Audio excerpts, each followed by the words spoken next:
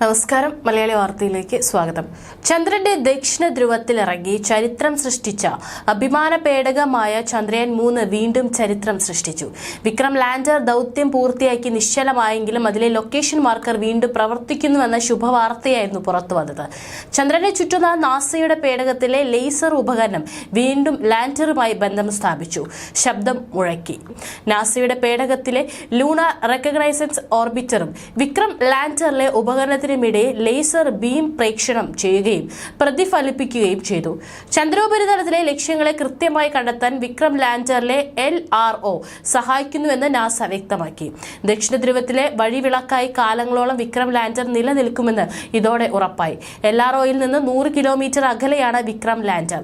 മാർസിലെ ഗർത്തത്തിന് സമീപത്താണ് ലാൻഡർ നിലയുറപ്പിച്ചിരിക്കുന്നത്. ഇത്രയധികം ദൂരത്ത് നിന്നാണ് LRO ലേസർ രശ്മി അയച്ചത്. ഇതിന് പിന്നാലെ വിക്രം ലാൻഡറിൽ രശ്മി പതിച്ചു. ഇതോടെ ബഹിരാകാശ മേഖലയിലെ പുത്തൻ കുതിപ്പിനാണ് സാക്ഷി വഹിച്ചത്. ഒരു വസ്തുവിന് നേരെ ലേസർ രശ്മികൾ അയക്കുകയും പ്രകാശം തിരിച്ചെത്താൻ എത്ര സമയം എടുക്കുമെന്ന് അളക്കുകയും ചെയ്യുന്നതിന് ഉപയോഗിക്കുന്ന സംവിധാനമാണ് ലൂണാർ റെക്കഗ്നൈസ് ഓർബിറ്റർ. ഭൂമിയെ ചുറ്റുന്ന ഉപഗ്രഹങ്ങളുടെ സ്ഥാനം ട്രാക്ക് ചെയ്യാൻ ഉപയോഗിക്കുന്ന പ്രധാന മാർഗമാണിത്. ഇതിന് നേർ വിപരീതമായ പരീക്ഷണമാണ് വിക്രം ലാൻഡറിൽ LRO നടത്തിയത്. ചലിക്കുന്ന ബഹിരാകാശ പേടകത്തിൽ നിന്ന് നിശ്ചലമായ ഒന്നിലേക്ക് ലേസർ രശ്മികൾ അയച്ച് അതിന്റെ കൃത്യമായ സ്ഥാനം നിർണ്ണയിക്കാൻ കഴിഞ്ഞത് ചന്ദ്രനിൽ കൂടുതൽ പര്യവേക്ഷണങ്ങൾക്ക് പാഠമാകുമെന്നും ശാസ്ത്രജ്ഞർ പറഞ്ഞു.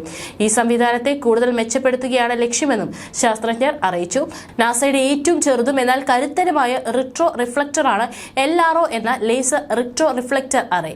5 സെന്റിമീറ്റർ മാത്രമാണ് ഇതിന്റെ വീതി. താഴികക്കുടം പോലെ അലുമിനിയം ഫ്രെയിമിൽ നിർമ്മിച്ച ഉപകരണത്തിൽ 3 കോണുള്ള 8 ചെറു റിഫ്ലക്ടറുകളുണ്ട്. ഏത് ദിശയിൽ നിന്ന് വരുന്ന പ്രകാശവും പ്രതിഫലിപ്പിക്കുന്നതാണ് ഈ ആകൃതി. പ്രവർത്തിക്കാൻ വൈദ്യുതി വേണ്ട, അറ്റകുറ്റപ്പണിയും ആവശ്യമില്ല. അതിനാൽ കാലങ്ങളോളം നിലനിൽക്കും. ചന്ദ്രപര്യവേക്ഷണത്തിന്റെ തുടക്കം മുതൽ നിരവധി LRO ചന്ദ്രനിൽ വിന്യസിച്ചിട്ടുണ്ട്. എന്നാൽ വിക്രം ലാൻഡറിലെ LRO വളരെ ചെറുതും ലളിതവുമാണ്.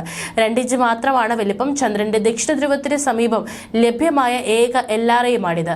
താഴികക്കുടത്തിന്റെ മാതൃകയിൽ അലുമിനിയം ഫ്രെയിമിൽ സജ്ജമാക്കിയ ഉപകരണത്തിൽ 3 കോണുള്ള 8 ചെറു കണ്ണാടികളുണ്ട്. ഏത് ദിശയിൽ നിന്ന് വരുന്ന പ്രകാശത്തെ പ്രതിഫലിപ്പിക്കാൻ ഉദ്ദേശിച്ചുള്ളതാണ് LROയുടെ രൂപം. പ്രവർത്തിക്കാൻ വൈദ്യുതിയോ അറ്റകുറ്റപ്പണിയും ആവശ്യമില്ലാത്ത ഉപകരണം പതിറ്റാണ്ടുകളോളം നിലനിൽക്കും.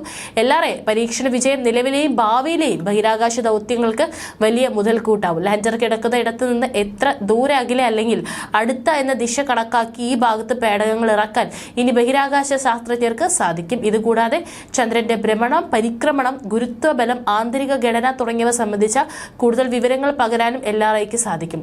ഡിസംബർ 12-നായിരുന്നു നാസയ്ക്ക് ഈ ഉപകരണത്തിൽ നിന്നുള്ള ആദ്യ സിഗ്നൽ ലഭിച്ചത്.